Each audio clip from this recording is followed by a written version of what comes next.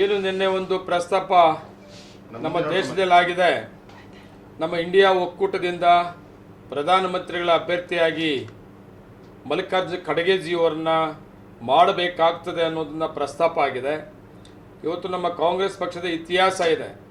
ಈ ದೇಶಕ್ಕೆ ಸ್ವಾತಂತ್ರ್ಯಕ್ಕೆ ಹೋರಾಟ ಮಾಡಿ ಈ ದೇಶಕ್ಕೆ ಸ್ವಾತಂತ್ರ್ಯ ತಗೊಂಡು ಈ ದೇಶವನ್ನು ಕಟ್ಟೋದಕ್ಕೆ ನೆಹರು ಕುಟುಂಬ ತ್ಯಾಗ ಬಲಿದಾನಗಳು ಕೂಡ ಇದೆ. ನೆಹರುವಿಂದ, ಇಂದಿರಾ ಗಾಂಧಿಯಿಂದ, ರಾಜೀವ್ ಗಾಂಧಿಯವರಿಂದ ಹಿಡಿದು ಈ ದೇಶವನ್ನು ಆಡಳಿತ ಮಾಡಿ ರಾಜೀವ್ ಗಾಂಧಿಯವರು ಆಕಸ್ಮಿಕವಾಗಿ ಒಂದು ತೀರೋದಂಥ ಸಂದರ್ಭದಲ್ಲಿ ಯಾರೂ ಎಕ್ಸ್ಪೆಕ್ಟ್ ಮಾಡಿದಂಥದ್ದು ನರಸಿಂಹರಾಯರು ಪ್ರಧಾನಮಂತ್ರಿ ಮಾಡಿದಂಥ ಕಾಂಗ್ರೆಸ್ ಪಕ್ಷ ಅವತ್ತು ಕೂಡ ಅಧಿಕಾರಕ್ಕೆ ಆಸೆ ಪಟ್ಟಿದ್ರೆ ಸೋನಿಯಾ ಗಾಂಧೀಜಿಯವರು ಅವತ್ತು ಕೂಡ ಪ್ರಧಾನಮಂತ್ರಿಗಳಾಗ್ಬೋದಾಗಿತ್ತು.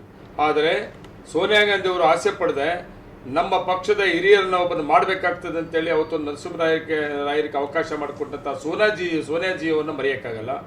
ಅದಾದ ಮೇಲೆ ಮತ್ತೆ ಕಾಂಗ್ರೆಸ್ ಸರ್ಕಾರ ಕೇಂದ್ರದ ಅಧಿಕಾರಕ್ಕೆ ಬಂದ ಸಂದರ್ಭದಲ್ಲಿ 5 ವರ್ಷ ಅವಧಿಯಲ್ಲಿ ಕೂಡ ನಮ್ಮ ಮನಮೋಹನ್ ಸಿಂಗ್ ಅವರು ಕೂಡ ಪ್ರಧಾನಮಂತ್ರಿಗಳಾದರು. ಈ ದೇಶವನ್ನು ಒಳ್ಳೆ ಆಡಳಿತ ಕೊಟ್ಟರು.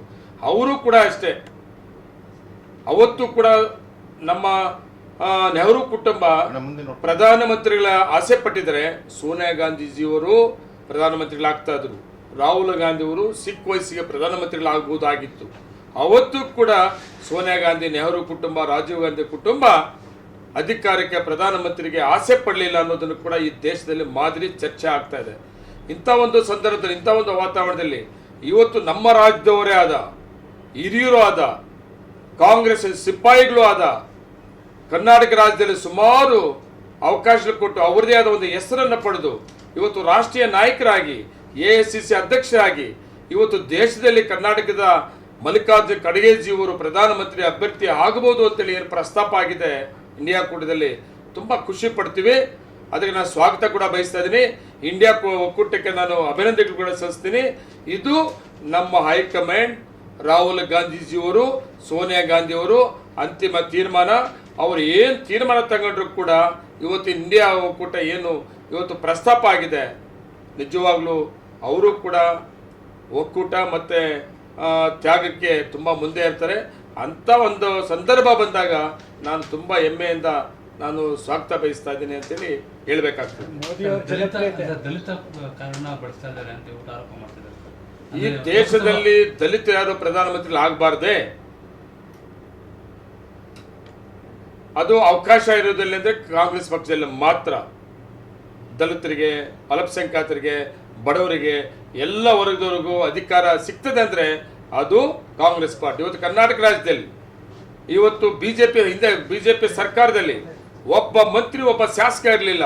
ಇವತ್ತು ಕಾಂಗ್ರೆಸ್ ಸರ್ಕಾರ ಬಂದಿದ್ದರಿಂದ ಇವತ್ತು ಅಲ್ಪಸಂಖ್ಯಾತರಿಗೆ ಎಷ್ಟು ಅವಕಾಶ ಸಿಕ್ಕಿದೆ, ಎಲ್ಲ ವರ್ಗಕ್ಕೂ ಎಷ್ಟು ಅವಕಾಶ ಸಿಕ್ಕಿದೆ. ಅದೇ ರೀತಿ ಕಾಂಗ್ರೆಸ್ ಪಕ್ಷದಲ್ಲಿ ಅದು ಕೂಡ ಮಾತು ದೊಡ್ಡದೇನಿಲ್ಲ.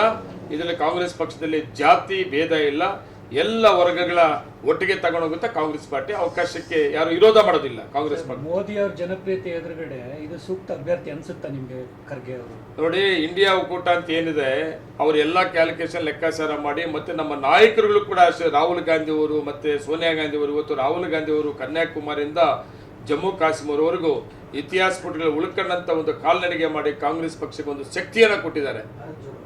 ಭಾರತ್ ಜೋಡೋ. ಇವತ್ತು ಕಾಂಗ್ರೆಸ್ ಪಕ್ಷ ಇವತ್ತು ಮೊನ್ನೆ 5 ರಾಜ್ಯಗಳ ಎಲೆಕ್ಷನಲ್ಲೂ ಕೂಡ ಅಷ್ಟೇ, ಟೋಟಲ್ ಪರ್ಸೆಂಟೇಜ್ ವೋಟ್ ನೋಡಿದಾಗ BJPಗಿಂತ 2% ನಾವು ಹೆಚ್ಚಿಗೆ ವೋಟ್ ತಗೊಂಡಿದ್ದೀವಿ. ಅದು ಸ್ಟೇಟ್ಗಳಲ್ಲಿ ಬರೀ ಒಂದು ಸ್ಟೇಟಲ್ಲಿ ಅಧಿಕಾರಕ್ಕೆ ಬಂದಿರ್ಬೋದು. ಇನ್ನು 3 ಸ್ಟೇಟ್ ತಗೊಂಡಾಗ ನಾವು 2% ವೋಟ್ ಎಕ್ಸ್ಟ್ರಾ ಇದ್ದೀವಿ ಕಾಂಗ್ರೆಸ್ ಪಾರ್ಟಿ. ಕರೆಕ್ಟಾಗಿ ಒಪ್ಕೊಂತೀರಿ ನೀವು? ಮುಂದಿನ ತಿಂಗಳ ಪಾರ್ಲಿಮೆಂಟ್ ಎಲೆಕ್ಷನಲ್ಲಿ ನಮ್ಮ ಇಂಡಿಯಾ ಒಕ್ಕೂಟಕ್ಕೆ ಒಳ್ಳೆ ಅವಕಾಶ ಇದೆ. ಇಂಡಿಯಾ ಒಕ್ಕೂಟದಲ್ಲಿ ಒಳ್ಳೆ ತೀರ್ಮಾನ ತಗೊಂತಾರೆ. ನಮ್ಮ ರಾಹುಲ್ ಗಾಂಧಿ ಅವರು, ನಮ್ಮ ಸೋನಿಯಾ ಗಾಂಧಿ ಅವರು ನೇತೃತ್ವದಲ್ಲಿ ಕಾಂಗ್ರೆಸ್ ಪಾರ್ಟಿ ಇದೆ. ಇಂಡಿಯಾ ಒಕ್ಕೂಟ ತಗೊಂಡಂಥ ತೀರ್ಮಾನಕ್ಕೆ ನಾವೆಲ್ಲ ಸ್ವಾಗತ ಬಯಸ್ತೀವಿ.